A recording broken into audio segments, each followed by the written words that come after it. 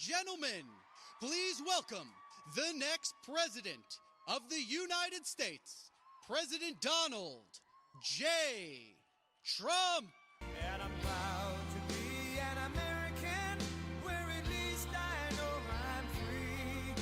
And I won't forget the men who died, who gave that right to me. And I gladly stand up next to you and defend her still today.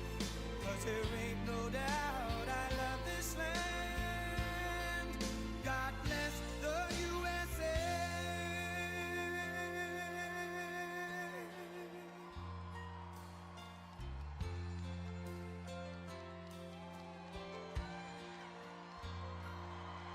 From the lakes of Minnesota to the hills of Tennessee, across the plains of Texas, from sea to shining sea, from Detroit down to Houston and New York to LA, where there's pride in every American heart, and it's time we stand and say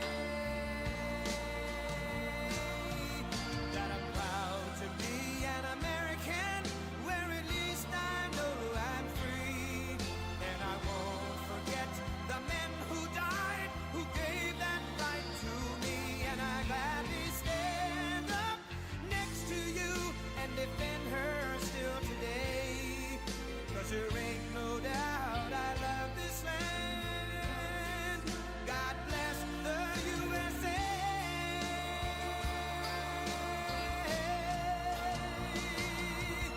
And I'm proud to be an American, where at least I know I'm free. And I won't forget the men who died, who gave that right to me. And I gladly stand up next to you and defend her still today. 'Cause there ain't no doubt I love this land. God bless the USA.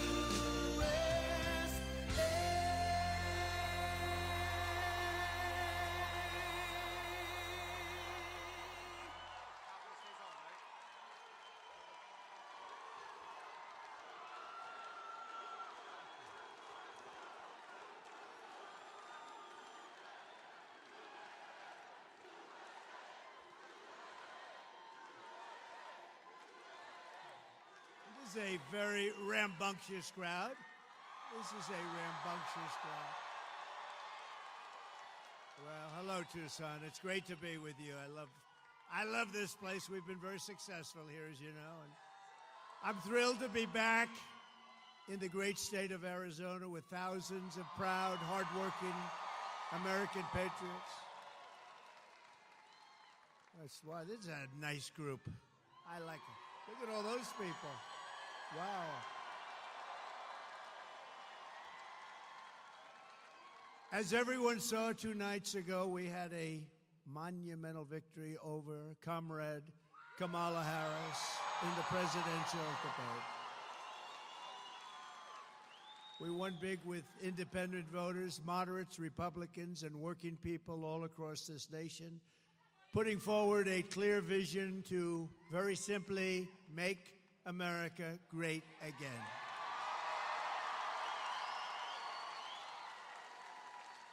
Meanwhile, Kamala Harris showed up spewing empty rhetoric, the same old lies, meaningless platitudes, offering no plans, no policies, and no details whatsoever, nothing. The 2 anchors, David Muir and Lindsay Davis, sat there and only corrected me on things where I was right, but didn't correct Kamala on Project 25 that I knew nothing about, on the bloodbath hoax that has been totally debunked, which had to do with the automobile industry that is going to be dying. It's dying under this administration. They're all going to be shipped out to China. And everybody in the automobile industry making, manufacturing automobiles, vote for Trump. We're going to bring back that industry. These people are killing it. She talked about knowing it was all false. She talked about the Charlottesville hoax, and these people did nothing about it, which has been totally debunked, as they say, by Snopes and Snoops and everybody else. Hey, go look it up. Go to Snoops, whatever the hell that is. No, I hear that's a liberal site, and they came out totally in favor of me. This got to be a bad thing, but they said they gave you total phony stories. Kamala Harris said that no state allows abortion in the 9th month, which is a complete and total lie. They do. They do. And even after birth in some cases, she claimed, I want to monitor women's pregnancies. I don't want to do that. I don't want to. It's a total lie. I don't want to do that. Women, I won't be following you around to the hospital, monitoring. No, she made it up. She's a liar. She doesn't work at McDonald's. She said she worked at McDonald's, right? Right? She worked at McDonald's and she was working so hard. There's only one problem. She didn't work at McDonald's. She's a liar. Liar. She claimed that I want to deny people IVF treatment when, in fact, I want to require insurance companies to pay for it.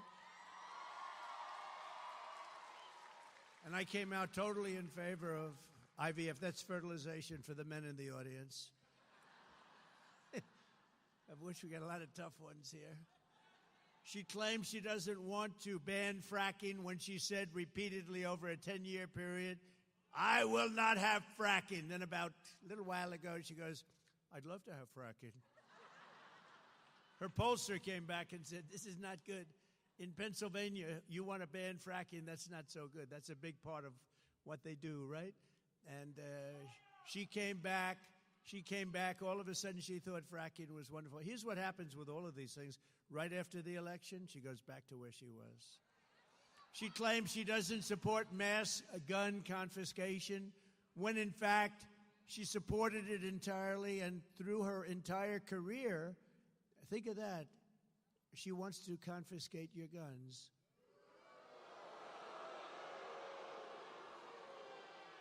Does anybody in the audience have a gun? Raise your hand.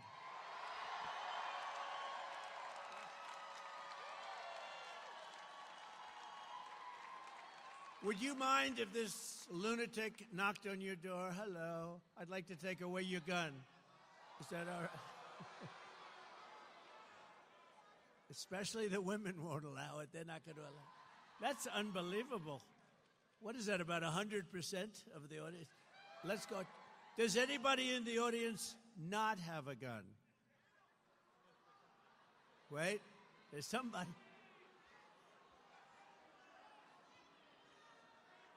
So if you want to keep your gun, we don't have to go through the rest of it. You want to keep your gun, vote for Trump, okay? I promise.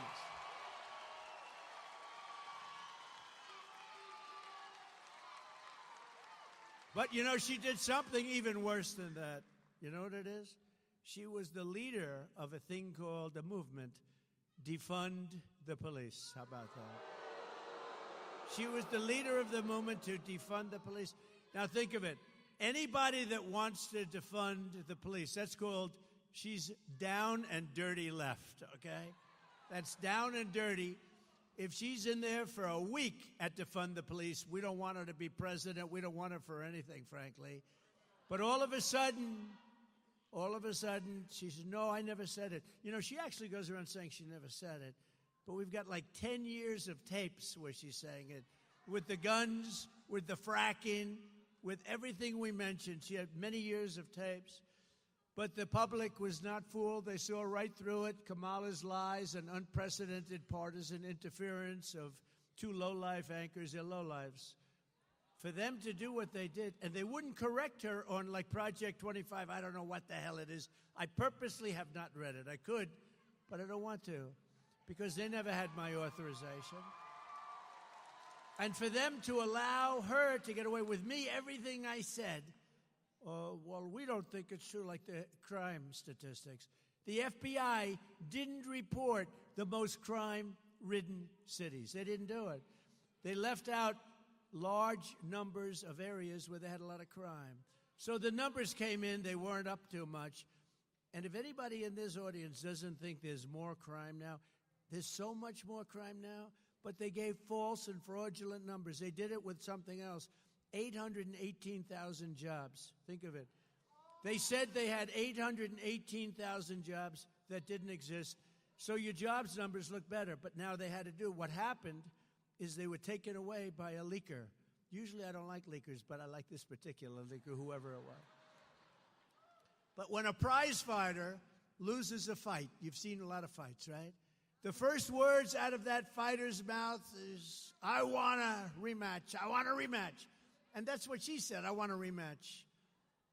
Polls clearly show that I won the debate against Comrade Kamala Harris.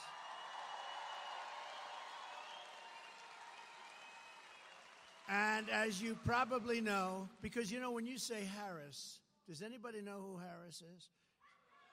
Now, Kamala is a very different kind of a word. Nice name, very nice name. But you know her as Kamala. You don't know her as Harris. When you say Harris, everyone says, who the hell is that, right? But she immediately called for a second debate, which means that she was like a prize fighter that lost a fight. We had two debates, though. I had a debate with Crooked Joe Biden, right? And I had another debate with her. She and Crooked Joe have destroyed our country with millions of criminals and mentally deranged people pouring into the USA, totally unchecked, unvetted, and with inflation bankrupting our middle class. It has gotten bad. Everyone knows this, and all of the other problems caused by Kamala and Joe. It was discussed in great detail during the first debate with Joe and the second debate with Comrade Harris. She was a no-show at the Fox debate. You know, Fox invited her. She was a no-show. I sat with the great Sean Hannity. Does anybody know Sean Hannity? Good man. He's a good man. And I said, where is she? She didn't show. So we did a town hall. And he got great ratings on that town hall, I'll tell you right now. Got really great. Led all of television for the week. It's not bad, right? Simple town hall. Turned out to be a town hall from what it was supposed to be, but she didn't show up. And refused also to do NBC and CBS. She went over to ABC, which in my opinion has taken a big hit because these two people were bad news. They kept screaming at me. I said, why are you screaming? I'm saying to myself, I'm looking at him. I always liked him. I'm not going to watch him anymore. I'm not going to watch him because he's not legit. What he did, I'm not going to watch him. And his hair's not as good as it used to be, you know. Kamala should focus on what she should have done during the last almost 4-year period. She kept complaining, well, you know, when I'm in, I'm going to do this and I'm going to do that. And at the end of the debate, I said, why don't you just do it? You could leave right now. Why don't you do it?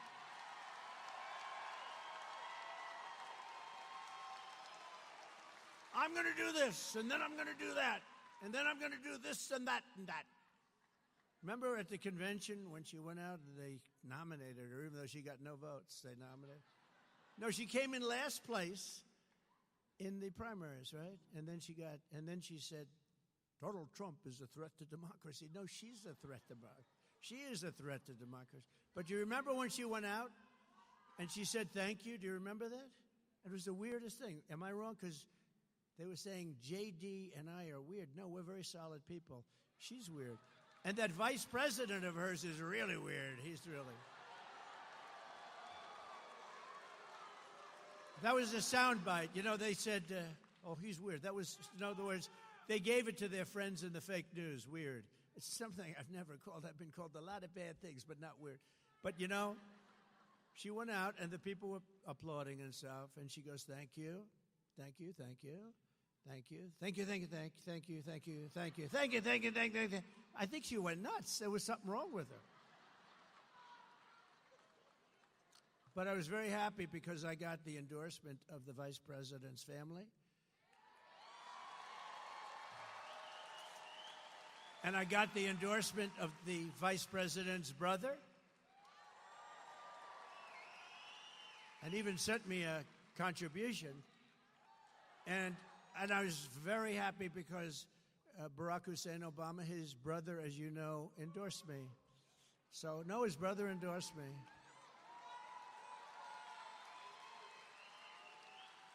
That's not easy.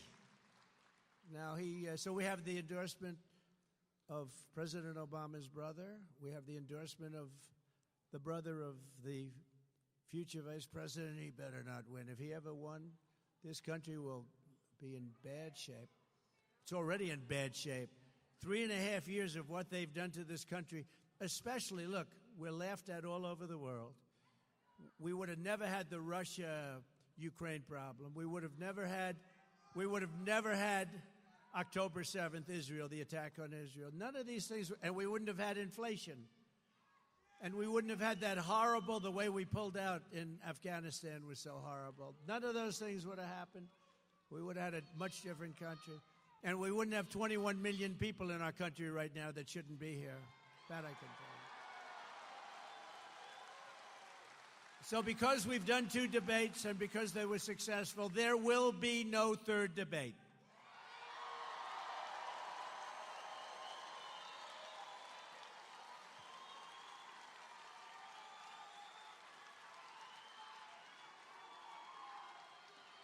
It's too late anyway. The voting's already begun. You got to go out and vote. We got to vote. This is going to be the most important vote in the history of our country. It'll be the most important. People said that I was angry at the debate. Angry. I was angry. And yes, I am angry because he allowed 21 million illegal aliens invading our communities. Many of them are criminals. Many are criminals. I'm angry. I'm angry.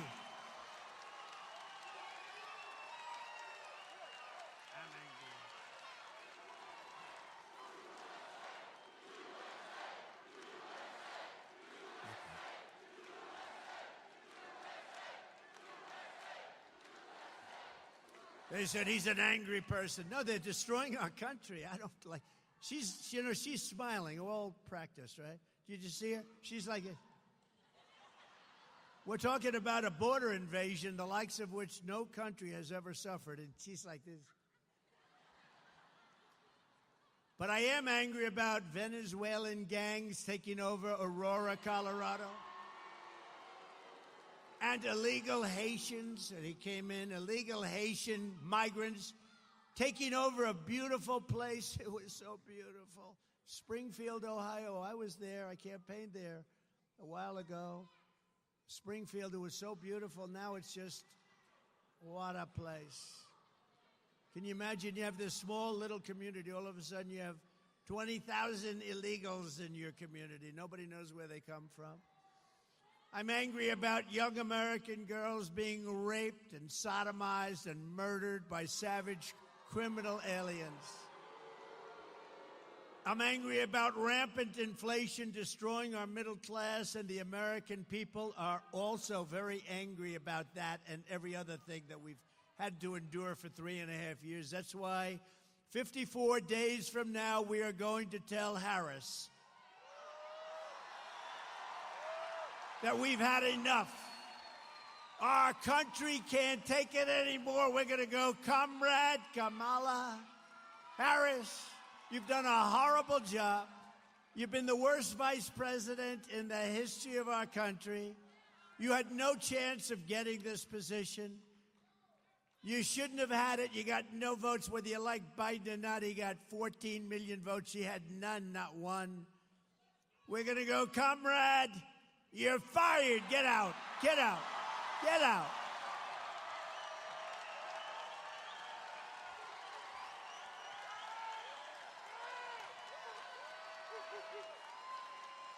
Thank you.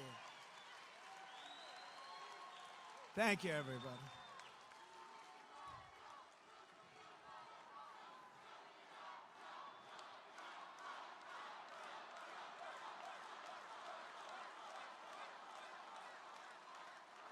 So, thank you. Wasn't The Apprentice a great show, though? Do you think if I didn't do The Apprentice, because that's a big question, because a lot of people in Hollywood are blaming themselves for this.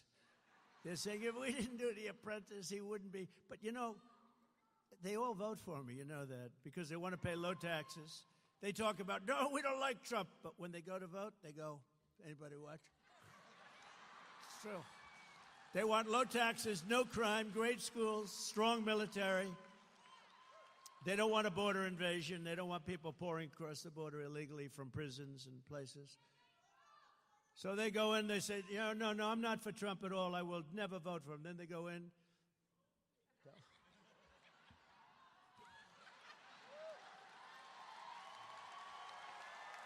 It's true. And then they go out and they do exit polls. And, you know, in 2016 and 2020, where I got many more, millions more votes, by the way, I hate to say that. They say, oh, that's a conspiracy theorist. No, it's called, I got more votes than any sitting president in the history of our country. And they said we lost. I was told if I got 63 million votes, which is what I got in 2016, you can't lose. Just get 63. I got close to 12 million more votes than that, and we lost. But we didn't lose. And we're never going to let that happen again in this country. We're never going to let that happen. We can't let that happen again. But when they had exit polls, 2016, and they said, oh, he's getting killed in the exit polls. And I remember NBC and that stupid ABC that did this horrible debate. Those two people should be fired as an anchor. A couple of more years, they'll be fired. And she was nasty. She looked at me with hatred in her eyes. And him, he's a nice guy.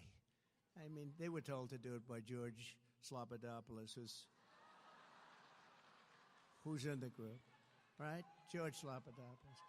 But on the exit polls, so people are walking out and they're saying, would like to know something, sir. Who'd you vote for? And they'd say, Crooked Hillary or Trump, right? But so many of them, like almost 50%, said, none of your business who we voted for. They have a tougher word, 2 words, not like Biden, 1 word, and then he gives 2. 2 words. They begin with the letters F-U. That's what they say to the people. F-U. I would never say them because we have a lot of young people here. My audience they've gotten younger and younger. Do you notice that? Younger and younger.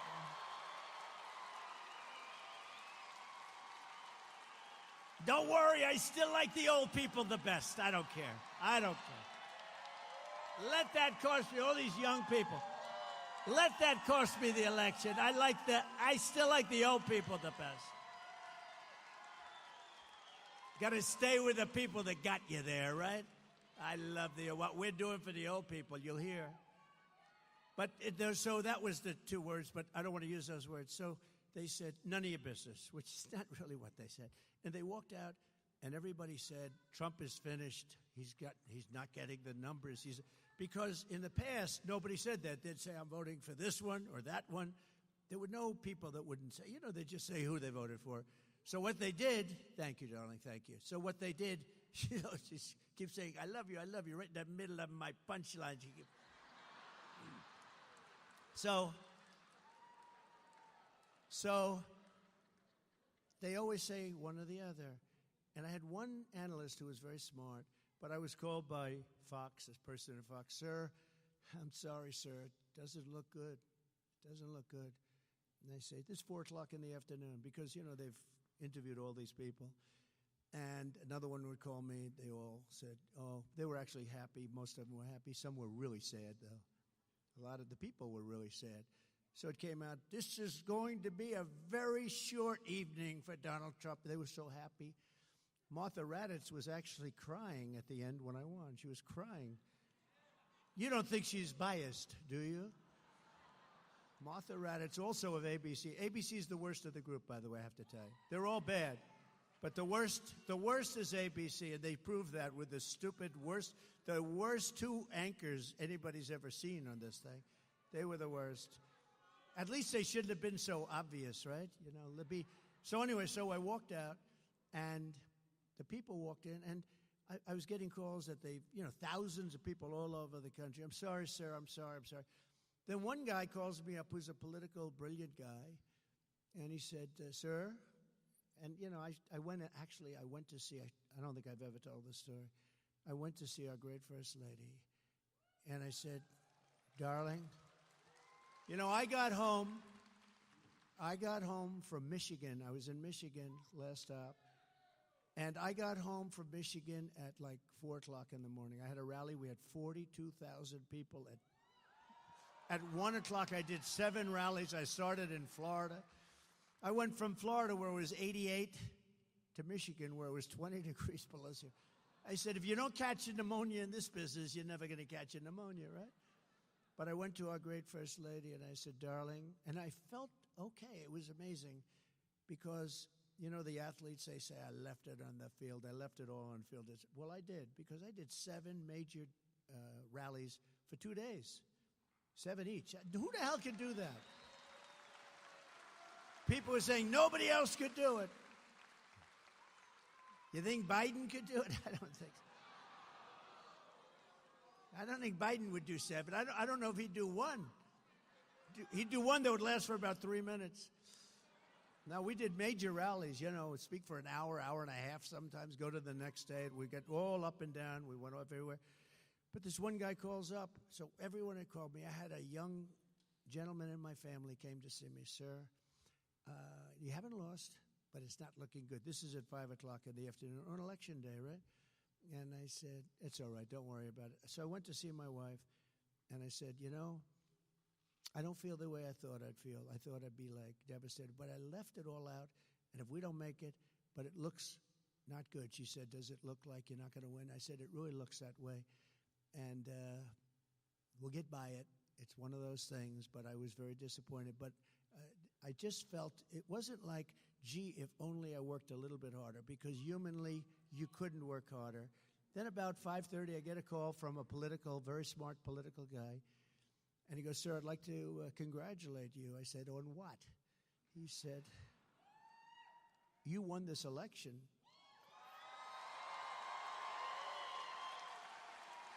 And I said, what do you mean I won the election? I was told by every pundit that I lost the election. He said, no, you won the election. I'm 95% sure, because we've never seen so many people leaving an election that said, it's none of your business, right? Meaning, you know what? It's none of your business. We've never seen that before. A massive number, like almost 50%. Who'd you vote for? None of your business. He said, every single one of those people belong to you. They're our people, whether we like it or not. And he said, you're going to win Florida, you're going to win Georgia, you're going to win all these states. I think you're going to win because, normally it would be like 5%, 10% might say it. You've got 50%. There's never been anything like that. And I believe all those votes are your votes. I said, well, all right, good. And then all of a sudden they came out, and the rest is history, right? The polls closed. And they started with Donald Trump. So Florida closed at 8 o'clock or whatever. And within like seconds, it closed. Florida polls have closed. Donald Trump has won the great state of Florida. Donald Trump has won the great state of Georgia. Donald Trump. And went all the way up the East Coast, all over the place. And we ended up winning. That was quite a day, wasn't it, though? And then we did much better the second time. Much better. Much, much better. And then, but this is going to be the time, because we've never had the enthusiasm that we have now. We've never had it. Because now you see how bad they're doing. You see how bad. Before, there was nothing to judge, right? Because I was the president, we did great. We had a great economy. We got hit with COVID, which is China. And, people didn't really think in terms of that. It was a terrible thing, but we got hit. The whole world got hit. The world, $62 trillion and millions of deaths all over the world. The world got hit. Everybody, Abe in Japan was devastated by it. So many people were devastated. Good people, very good people, great people, actually. But what happened was amazing. And now They see how bad a job they've done. Think of it. The inflation, the economy is terrible. Everything's terrible. We're not respected in the world. A war that would have never happened with Russia and Ukraine started. A situation in Israel would have never, ever happened. Never, ever happened. And that's a disaster. The whole Middle East is blowing up. Viktor Orban, the Prime Minister of Hungary, said, you got to bring Trump back or this whole world is going to blow up. So we're gonna do things, but I will tell you. So 16 was great, 20 was better, and this one blows both of them away because we've never seen the enthusiasm. Like, look at this crowd. We've never seen the enthusiasm that we have. So I'm pleased to be joined this afternoon by the next senator from Arizona, and we're going to call her a different name. She may be angry. I haven't told her this, but she may be angry. She may never speak to me again, but I'm going to give her a different name because, you know, she's very strong on the border. She knows the problems that you're having in your state. Arizona's got tremendous problems with illegals coming in from all over the world and just pouring in and, you know, by the way, taking Hispanic jobs, taking African-American jobs, taking people that have been here a long time, citizens, taking the jobs. But she's been very strong on it. And I just realized, because it's gotten so bad, when you look at Springfield, Ohio, when you look at Aurora in Colorado, where the governor has no, I feel so sorry for this guy. He has no idea what to do. He's a Democrat, so, you know. He has no idea what to do about it. He's devastated. He's afraid to do anything. But if you look, the Venezuelans have taken over. I mean, and they walk in with guns, the biggest guns that I've ever seen. They had guns that were Supreme. They call them Supreme guns, AK-47 Supreme. They have stuff. I don't know where the hell they get this stuff. They come in. They've taken over buildings. They're in the real estate business, let's put it that way. And that's just the beginning. It's going to get really bad, okay? And, you know, you have a sheriff with a deputy or something, and you got 30 guys with AK-47s and all these horrible, I mean, big stuff. And they're taking over. And it's not, let me tell you, we're not letting it happen. This woman is very strong. She's running against a weak person. She's running against a guy who voted 100% of the time. When he was voting, he voted 100% of the time just about for crooked Joe Biden. He's weakened the border. He wants to have open borders, and he's going to go. They're never going to change. They're stupid people because it's going to ruin our country. But she's tough in the border. So if you don't mind, I'm going to call her Border Carrie Lake.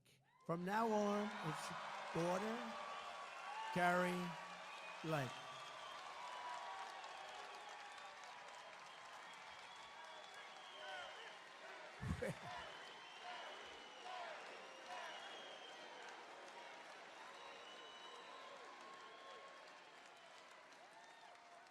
She's a fantastic person. I've known her a long time.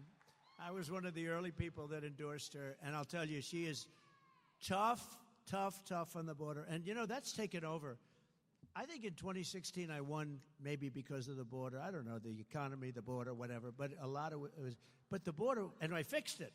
And in 2020, I couldn't talk about the border. My people would say, sir, you're wasting your time talking about the border. I say, well, wait a minute. I fixed the border. I want to talk about it. Nobody wants to hear it. You know, once it's fixed, nobody wants. I made that border so strong, and I couldn't talk about it. But let me give you the bad news. That border was 1/100th of what it is now. That border was, when I took over, it was bad. But it was just a fraction of what now. It's horrible and dangerous, and we're ruining our country. We're destroying. So Carrie told me that she's going to be focusing on the border, right? And she is, you're going to get it fixed, right? You're going to get it fixed? And she's going to get it done. She's tough. She's tough on the border, though. It bothered her from the first day you started having the problem. She would have done it as governor, and that race was a very sad race because she did great. But she would have done that as governor. But she'll do it even more so, in a sense, as senator, and she'll fix your border, and she'll be working with me on doing it.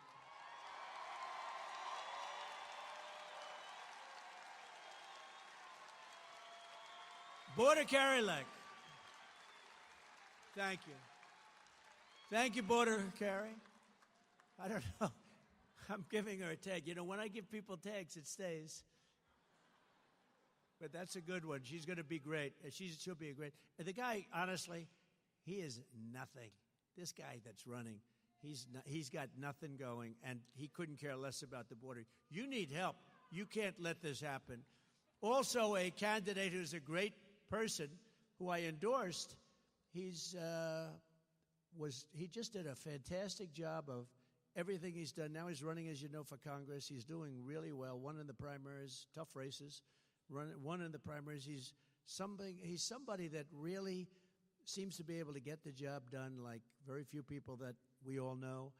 But Abe Hamadeh is here someplace. He's a tough cookie.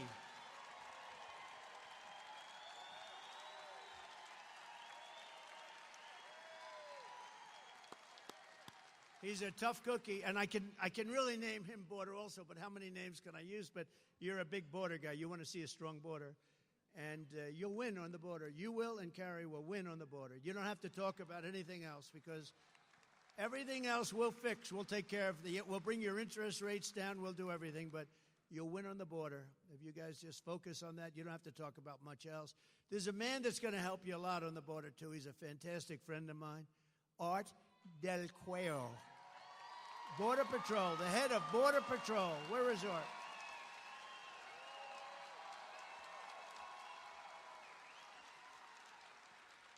He's a good guy, too. He's been my friend along with a couple of our other friends for a long time. And, you know, they endorsed me years ago, and they've never taken it back. And I saw that Art and his people go on television. They say there's only one man going to be able to do this border. And I appreciate it, Art. We won't forget it, Art. Thank you, man. Thank you. Thank everybody else, too, Art. Appreciate it.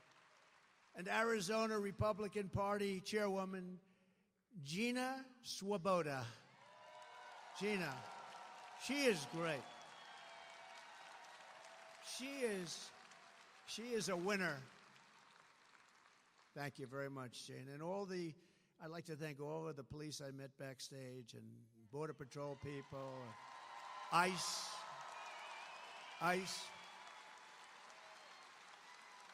That's great to stand up for them. They go through a lot. That's great. Look at that. Look at that, Art.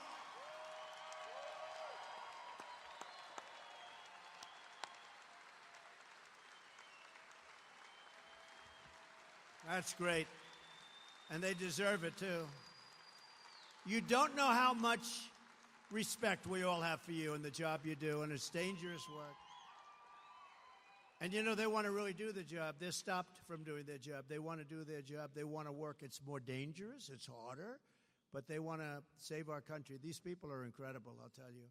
As the people of Arizona understand better than anyone else, under Kamala Harris, our country is under a thing called invasion. Did you ever hear the word invasion? Just like a military. It's like a military invasion. We're being conquered and we are being occupied by a foreign element.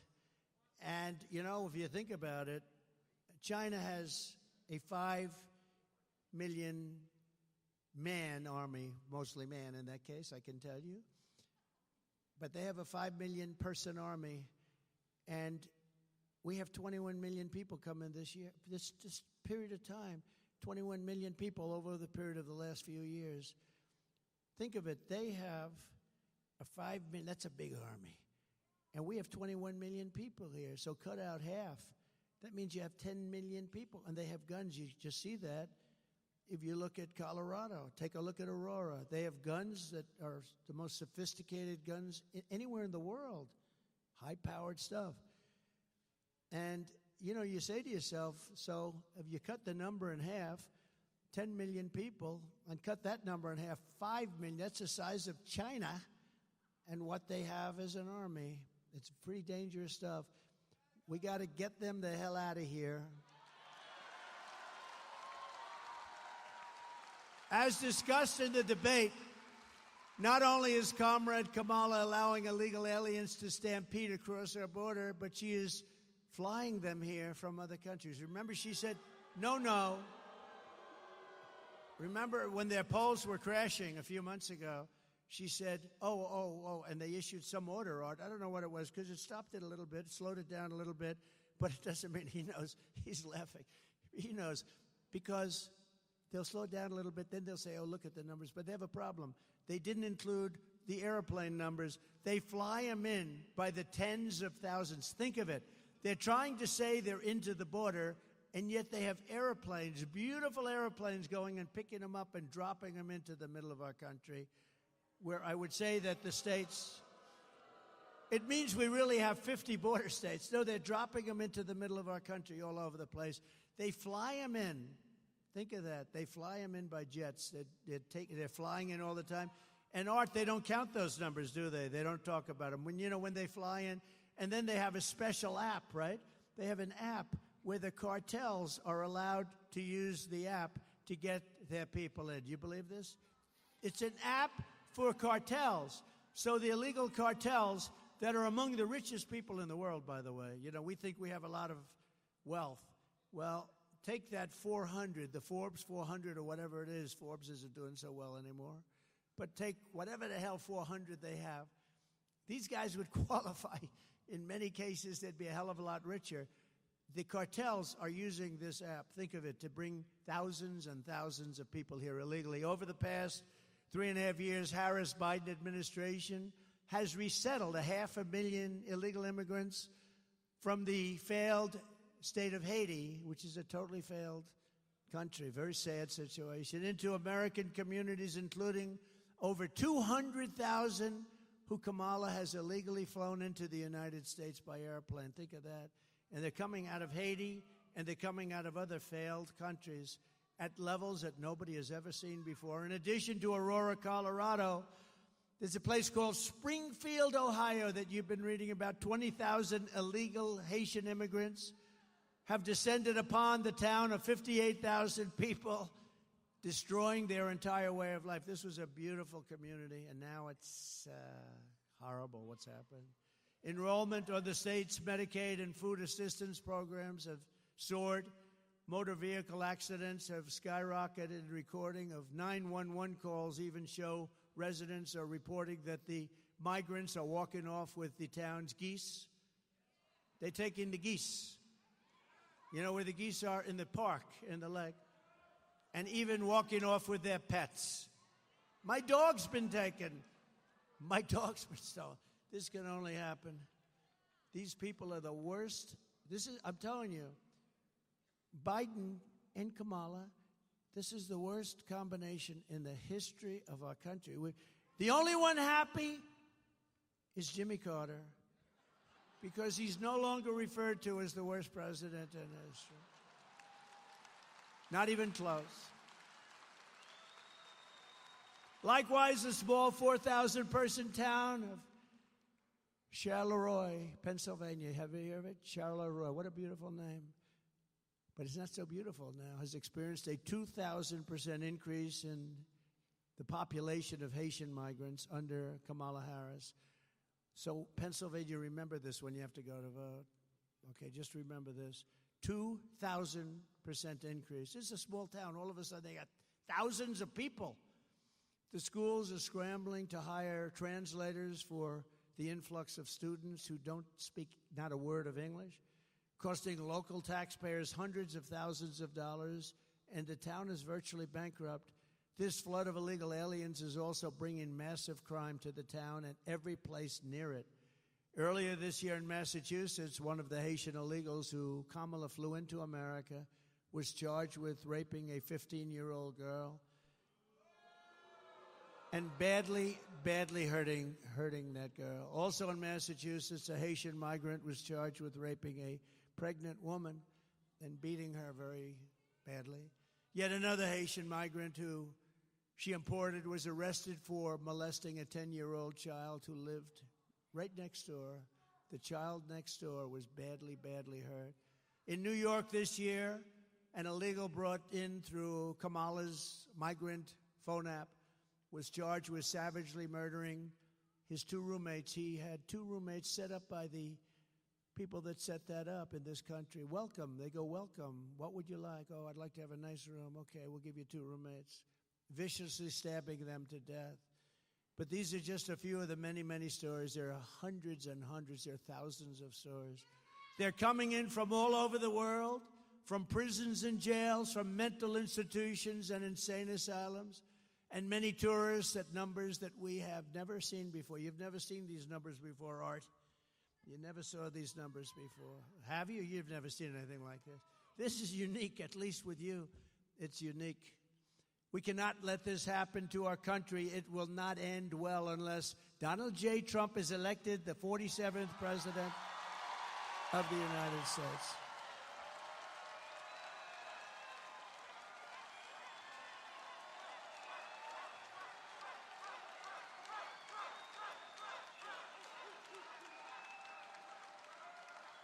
Thank you. All right, we'll get him out. We'll get it ready. We'll bring back our country in many ways. That's one way. But to me, that's like one of the most important ways. Well, we'll also stop World War III. That's an important way. There has never been an invasion like this in any country. There's never been an invasion like this. There's never been a border like this. No matter where you go in the world throughout history, there's never been a border like this. And the fake news media will correct me if that's the case. I'll tell you what, there's never been anything like what's happening to our country in history, because no leader of a country is as stupid as the 2 people that are leading our country.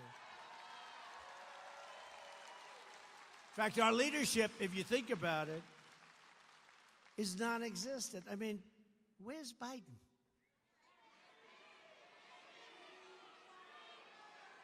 Do you think he lies awake at night,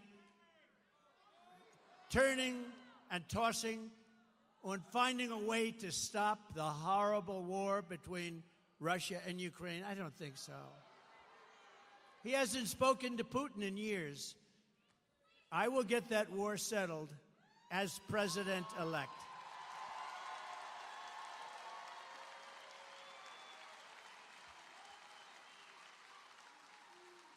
And I'm telling you, this is true. Kamala, a committed Marxist, you know, her father's a Marxist professor, will be far worse than crooked Joe Biden. She's going to be worse because he doesn't really believe it. She does. She does believe it. And she'll go back to no fracking and all the other things we talked about. She'll go back to them on day 1. But on day 1 of my administration, I will stop this invasion. I will seal the border. I will end the Harris migrant flights. And I will begin the largest deportation operation in the history of our country. Right? We have no choice.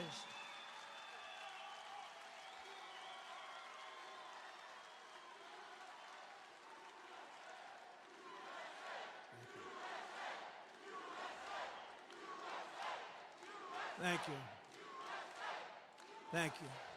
We will not allow our country to be destroyed. They're destroying our country. We will get the criminals out, and we will not let them back into our country. We're not going to let them back in. They're staying out. You know, the other countries are doing this. You know that.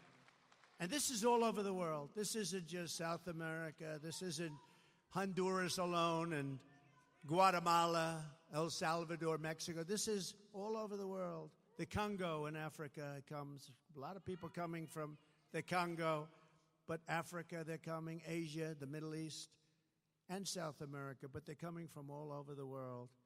And they're coming from prisons, and they're coming from jails. We're not going to let this happen to our country. Another terrible effect of the Harris migrant invasion, and she's the one that wanted it more than Biden. Biden didn't know what the hell was happening. He said, oh, that sounds like a nice idea. Is that it is driving housing costs through the roof. You know that, right? You're affected by that. Fewer than 5 million new houses were built in the last 3 years, yet Kamala Harris has imported 21 million illegal aliens who are now disproportionately occupying lower-income rental properties. So think of it. We built 5,000 units, 5 million units. We both think of this. They started in a little community where they did 5,000. That was quite nice. Then they go to 5 million units, but we have 21 million people came in. None of them are going to be paying a lot of rent, I can tell you that. Because a lot of those people are people that shouldn't be here. Some should, but a lot of them are people that shouldn't be here. As just one example, a vivid one, look at the explosion in rent in Springfield, Ohio, where Kamala has resettled the 20,000 Haitians. There's a chart up here someplace.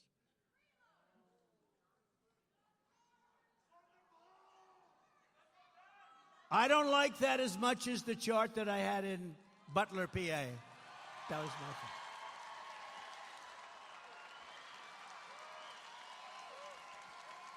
That was my favorite chart.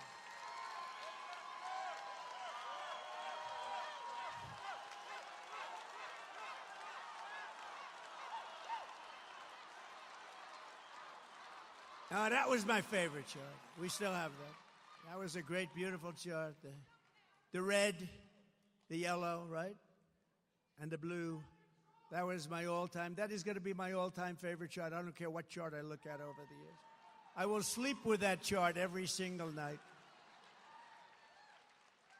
But look at the numbers and look at the way those lines are. They're totally out of control.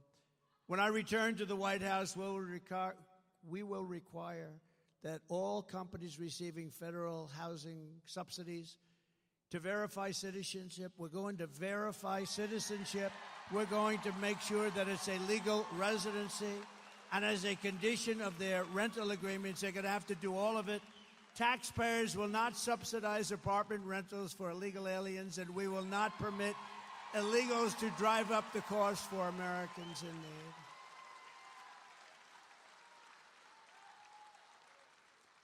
In addition, I will ban all mortgages for illegal aliens. You can't have it. Now in California, under Gavin Newsom, you know, they want to give illegals mortgages. They want all illegals. How about all illegals get a mortgage? You don't get any mortgage, they do. This is the first part of my plan to restore housing affordability in America. Kamala Harris is killing the American dream, but with your vote this November, it's going to be the most important election ever in the history of our country. We are going to bring back the American dream bigger, better, and stronger than ever before.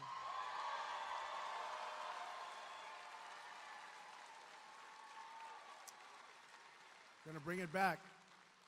Under my leadership, we had the greatest economy in the history of the world. Before the pandemic, we raised real median household income by $7,684, a record per family.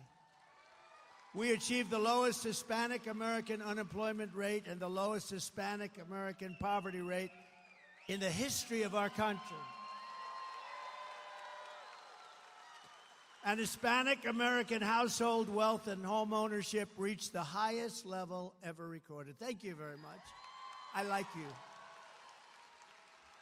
But now Arizonans are experiencing an affordability crisis, and this is a crisis of historic proportions. Do you agree? You know that. You know what's going on in this area in particular.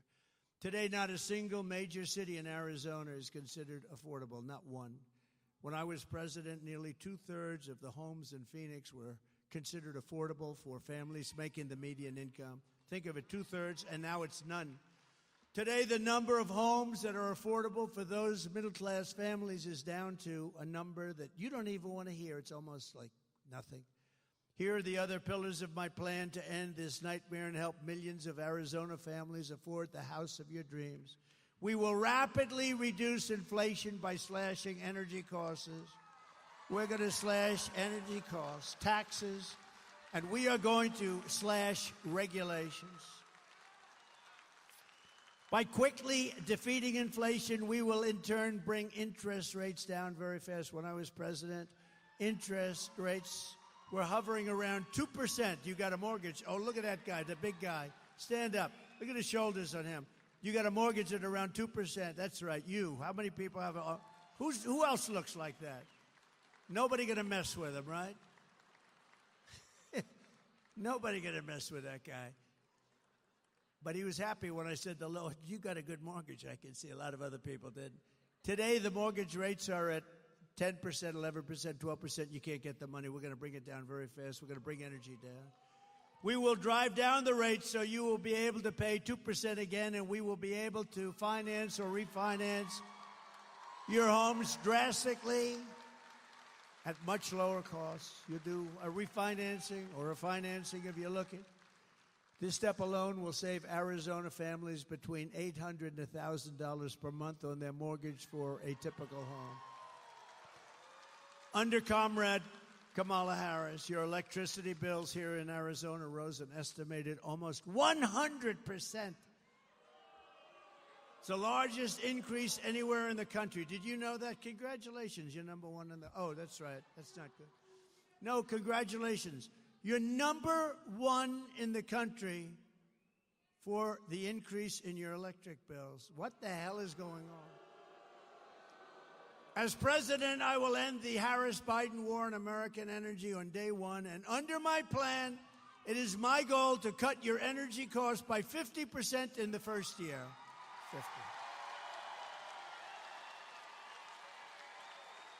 50%. Remember, we have more liquid gold under our feet than any other nation in the world. More than Saudi Arabia, more than Russia.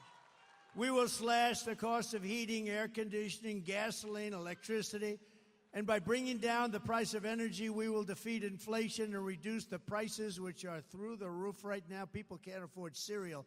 You got to see, it's so sad when you see people being interviewed and they buy 3 apples and they walk away from the cashier and they bring an apple back because they can't afford it, and it happens all the time. Upon taking office, I will also sign an executive order directing the immediate termination of every single unnecessary rule that is impeding housing construction and driving up the costs of housing. Government regulations are responsible for more than 25% of the cost of a new single-family home and 40% of the cost of multifamily homes. Think of it, regulations costing 40% of the cost. And it takes you years to get it done. We're going to end all of that. I have been a builder my entire life. I understand the problem, and I will fix it. I know how to fix it. Nobody else is going to figure it out. My objective will be to cut the cost of building a new home by 30 to 50%, and much of it is regulation. And in addition, we will open, and this is your great people in this state that are asking me so many times, so many people are asking me to do this. We will open up new tracts of federal land for large-scale housing construction so that we can get housing on the market. About 18% of all land in Arizona is owned by the Bureau of Land Mismanagement. It's actually management, mismanagement. I have to be careful because, you know, with the fake news media, I can go a whole speech. Stand up here largely without a teleprompter. I don't read them most of the time.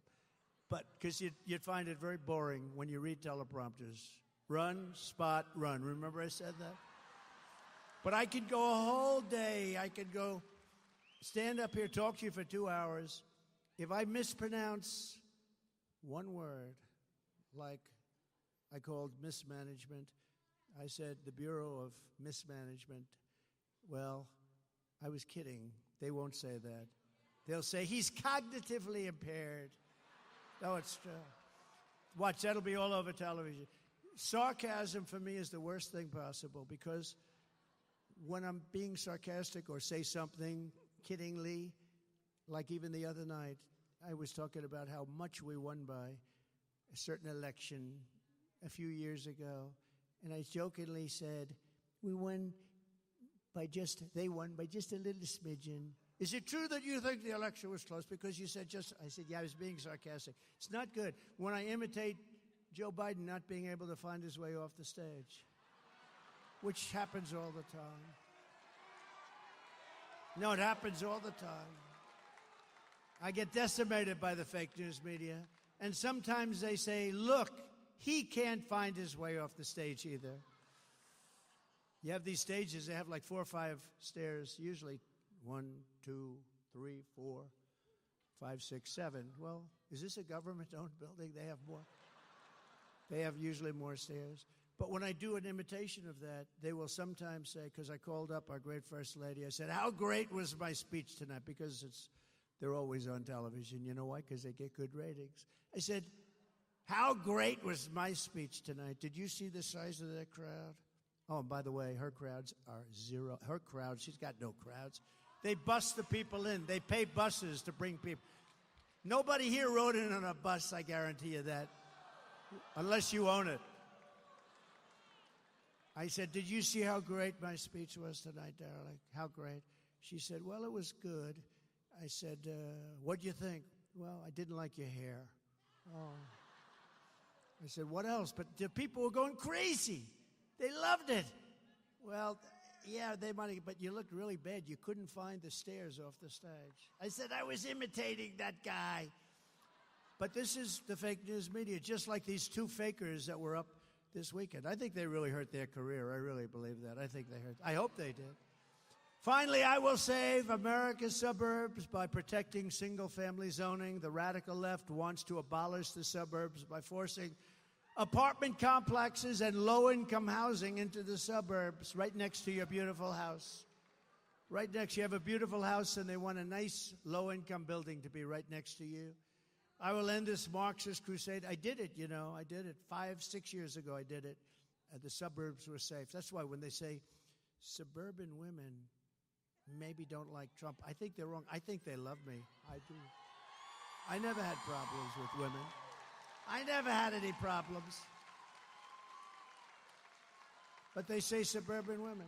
So they live in the suburbs, and I'm the one that says you can't build a low-income apartment house where people want to do harm when they move in, right next to your beautiful little house, right?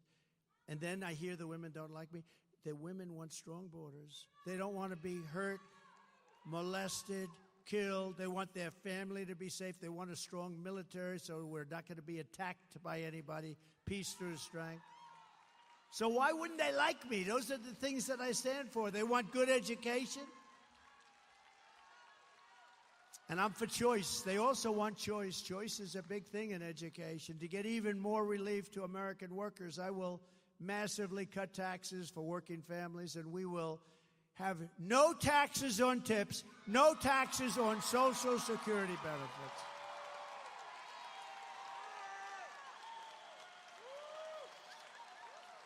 No taxes on tips. You remember a few months ago, I announced there will be no taxes on tips. A couple of weeks later, she goes, I'd like to announce that there will be no taxes. Well, why didn't they do this before? In the meantime, they are putting in legislation to make it impossible for these people to avoid paying taxes on the tips. So I don't know what they're going to do, but I think it was a little bit of a copycat, a little bit of a copycat. And also, very importantly, no taxes on Social Security benefits for our seniors. That's a big deal. I don't know, maybe that's even a bigger deal. But I have a big one coming up. So you have the privilege of being the first to hear this. Because I'm also announcing, and you remember that, seniors, when you go to vote, because you know what? You've been eaten alive by the stupid inflation caused by energy and caused by their overspending, foolishly, their stupid spending.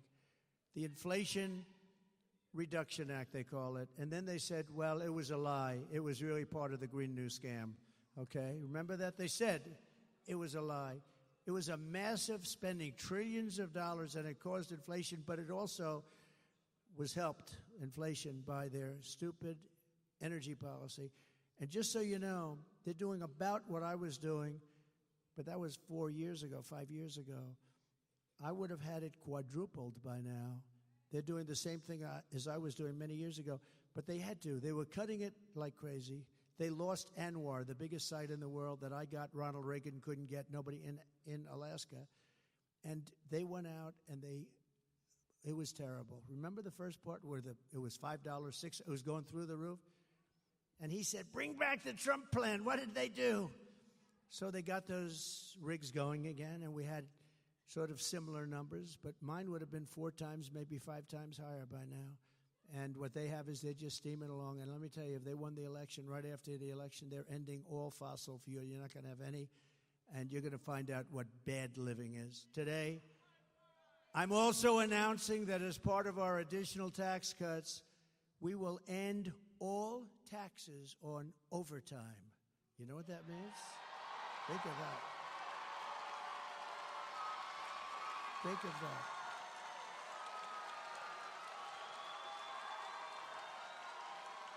Think of that. That gives people more of an incentive to work. It gives the companies it's a lot easier, people. And, you know, I went to some economists, great ones, and I said, what do you think? They said, it would be unbelievable. You'll get a whole new workforce by doing that. No taxes on overtime. The people who work overtime are among the hardest working citizens in our country. And for too long, no one in Washington has been looking out for them. Those are the people. They really work. They're police officers, nurses, factory workers, construction workers, truck drivers, and machine operators. It's time for the working man and woman to finally catch a break, and that's what we're doing because this is a good one. And I think it's going to be great for the country. So that's why we will be saying that if you're an overtime worker, when you're past 40 hours a week, think of that. Your overtime hours will be tax-free. Okay? Good? You're going to have it, too. And unlike Biden, where he tells you that you don't have to pay your school tuition and he gets rejected, then he goes again and again. Now it's totally gone. Or as they say in politics, it's debunked. It's gone. That was terrible. You know, he kept saying to these students, no more loans, which was very unfair to the millions of people that actually paid off their loans over the years. Some of them took 20 years to pay them off. But that's a dead deal. That's totally dead. You know, they tried to revive it 2 weeks ago. That didn't work out too well. That's a totally dead deal. But these will be 3 things that will get done. So if you think about no tax on tips, think of that. Think about this. And the Social Security for our seniors, because the seniors have been destroyed by inflation. It's unfair.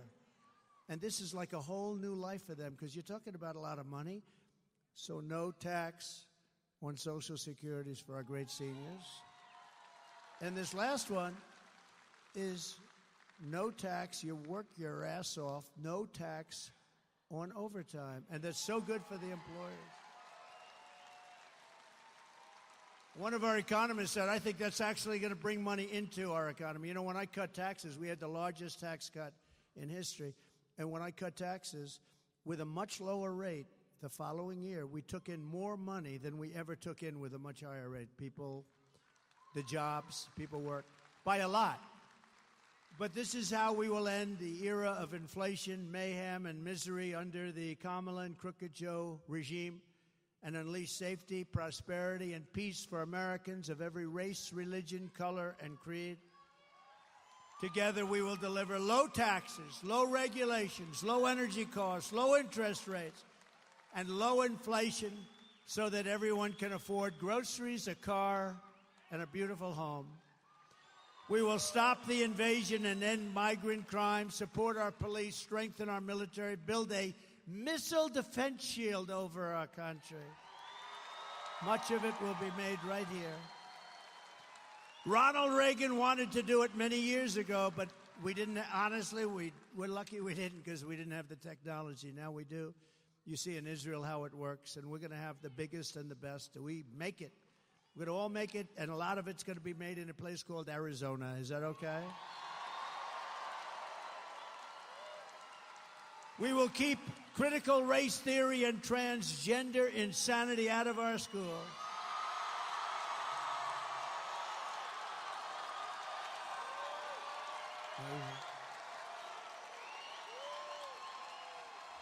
It's amazing. It's insane. You know, that always gets like the biggest applause. It's like a poll. You're like a pollster. You're like a free poll, I must say. No, but you are. It always gets the biggest, because can you imagine your child goes to school and they don't even call you and they change the sex of your child. Think of it. And you know who the leader of that whole thing was? Kamala. And another one that gets a big hand, and it's crazy. We will keep men out of women's sports. How simple. How simple.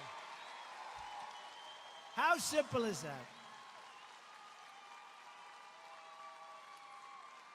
Did you see the Olympics recently? It was pretty good. But they had the prize fighters, the fighters. And they had the women's fighting. They now have women's boxing. That's a big step, but they have women's boxing. And you had this beautiful young woman from Italy, and she was fighting against a man who transitioned. And there were two of them that transitioned.